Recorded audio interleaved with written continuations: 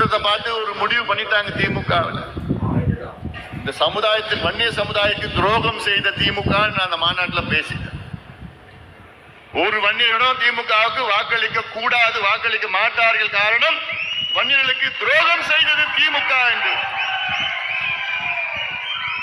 பார்த்தாங்க. உடனே எப்படி எப்படி அவன் வேலையை காமிச்சிட்டு இருக்காங்க.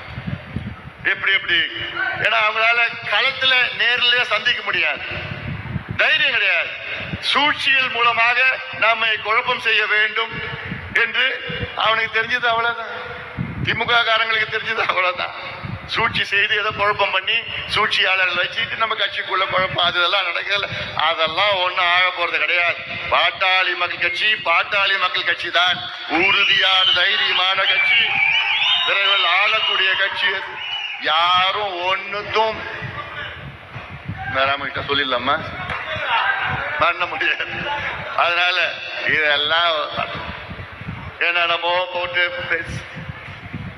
பொருளி கிளப்பிட்டு அதை கிளப்பிட்டு ஏதோ போய் இது வாங்கிட்டானா, காசு வாங்கிட்டாங்களா, நான் காசு இது பண்ணிட்டேனா, இது என்னமோ கிளப்பி விட்டுட்டு இருப்பாங்க. அதாவது அமைச்சர் சொன்ன மாதிரி நான் 5 ஆண்டு காலம் அமைச்சராக பணியாற்றினேன். இந்த நேரத்தில் டுபாக்கோ லாபி உலகத்திலே கொடூரமான லாபி, அது டுபாக்கோ லாபி.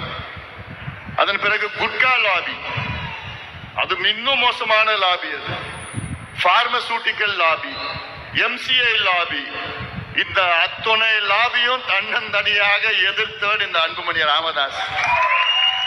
அத்துணை லாபிகளும் அவ்வளவு கடுமையாக எதிர்த்து என்னை எப்படி எப்படியோ யார் யார் மூலமா வந்து பேசினாங்க, யார் யார் மூலமா வந்து பேசினாங்க, சமரசம் பேசினாங்க. உங்களுக்கு எவ்வளவு நான் தரோம் சொல்லுங்க, நீங்க அமைதியா இருக்கணும், வேற எதுவும் இல்லை, அமைதியா இருக்கணும்.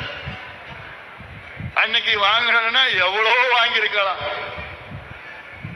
இந்த குட்கா லாபி மட்டும் 1000 கோடி ரூபாய் நான் தரோம் அன்னைக்கு சொன்னான்.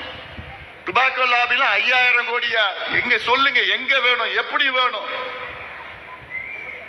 அன்னைக்கு வாங்கிட்டு என்ன வேணா பண்ணியிருந்திருக்கலாம். ஆனால் எனக்கு அது முக்கியம் இல்லை. எனக்கு பாட்டாளி மக்கள் கட்சி பேர் முக்கியம்.